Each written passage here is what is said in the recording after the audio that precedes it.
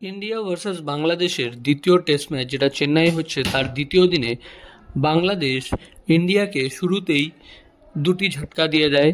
রবীন্দ্র জাদেজা এবং অশ্বিন বেশি কন্টিনিউ করতে পারে না তাদের রানকে। এরপর আকাশদীপ, জসপ্রীত বুমরা এবং সিরাজও বেশিক্ষণ মাঠে টিকতে পারেনি। ইন্ডিয়া টোটাল রান করে 376।